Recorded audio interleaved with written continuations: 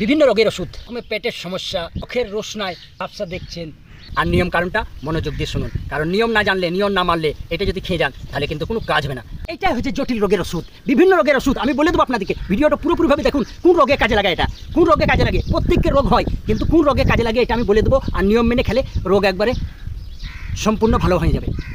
বহুত রোগের ওষুধ।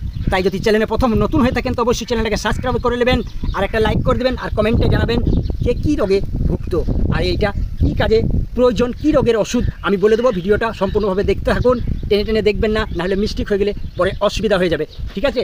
তাই টেনে টেনে না দেখে ভিডিওটা পুরোপুরিভাবে দেখুন আর জেনে নিন এটা কোন রোগের ওষুধ। আপনারা দেখতে থাকুন আর সঙ্গে থাকুন। আপনারা হয়তো জানবেন না একটা জিনিস আমি আপনাদের সামনে তুলে ধরছি। এই দিকে দেখুন, এইটা দেখতে পাচ্ছেন, এটা হচ্ছে জটিল রোগের ওষুধ। এটা হচ্ছে জটিল রোগের ওষুধ। আপনারা হয়তো কেউ জানেন না কোন রোগের ওষুধ, আমি বলে দেবো আপনাদেরকে যে কোন রোগের ওষুধ এটা। এর সঙ্গে থাকুন আর দেখতে থাকুন। এইদিকে আসুন, আপনাদেরকে ভালো করে দেখাই। এটা চিনেন আপনারা? এটা প্রত্যেকের বাড়ির কান্ঠায়, খড়ের গাদায়, বিভিন্ন জায়গায় হয় এই জিনিসটা। এটার কি নাম আপনারা জানেন? আপনারা জানেন, বিভিন্ন নাম জানেন, এক একজন এক এক রকমের নাম জানেন, কিন্তু এটা আমাদের এই দেশের নাম হচ্ছে ব্যাঙের ছাতা।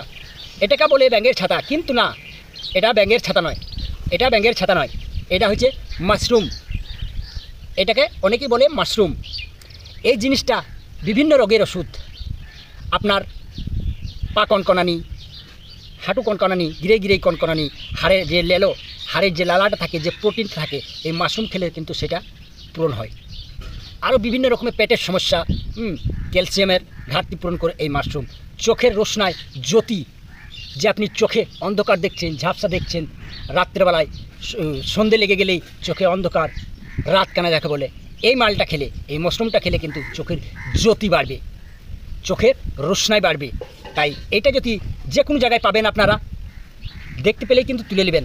আরেকটা জিনিস জেনে রাখুন, এটা কিন্তু নিয়মটা বলে দেবো, সে নিয়ম মেনে না খেলে কিন্তু কোনো কাজ হবে না। বন্ধুরা, আপনারা কিনা এতক্ষণ বললাম আমি যে এটা বিভিন্ন রোগের ওষুধ, সেই রোগটা আমি বলে দিচ্ছি, আপনারা মনোযোগ দিয়ে শুনুন, আর নিয়ম কারণটা মনোযোগ দিয়ে শুনুন, কারণ নিয়ম না জানলে, নিয়ম না মানলে এটা যদি খেয়ে যান তাহলে কিন্তু কোনো কাজ হবে না। তাই নিয়ম মেনে, সঠিক নিয়ম মেনে যে কোনো জিনিসই খেলে পরে, করলে পরে কাজ হয়, তার ফল পাওয়া যায়। তাই এটা হচ্ছে মাশরুম, কেউ বলে ব্যাঙের ছাতা, কেউ বিভিন্ন রকমের বলে, কিন্তু এটা আসলেই মাশরুম। এটাকে আপনি সকালবেলাতেই তুলে নেবেন, তুলে এটাকে ভালো করে পরিষ্কার করে ধুয়ে এটাকে সিদ্ধ করে, এর যে জলটা থাকবে, ঠিক আছে, হালকা কুসুম কুসুম সিদ্ধ করে জলটাকে ফেলে দেবেন। তারপরে এটাকে তুলে নেবেন, তুলে নেওয়ার পর এটাতে হালকা লবণ, হালকা চিনি, একটা এলাচ, দুটো লবঙ্গ ফেলে দেবেন, একটা তেজপাতা, আর সরবঙ্গ যদি থাকে, সরবঙ্গ চিনেন তো আপনারা? সরবঙ্গ স্বরের মতন হয়, ওই সরবঙ্গর এক হাতের মতন একটা পাতা, তাকে কুচি কুচি করে কেটে তার সাথে পাইল করে তাকে আচ্ছা তারে আবার জল দিয়ে 3 কাপ জল দিয়ে তাকে ফুটাইতে হবে।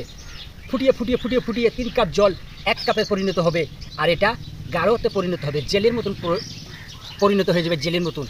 সেইটা জেলের মতন হয়ে গেলে তখন আপনারা সেটা ঠান্ডা করবেন। ঠান্ডা করার পর আপনারা খালি পেটে প্রত্যেক দিন সকালবেলায় খেয়ে নেবেন। আপনাদের পেটে যে কোনো প্রবলেম, গ্যাস্ট্রিক, আলসার, বিভিন্ন রকমের প্রবলেম নিমিষে খতম হয়ে যাবে।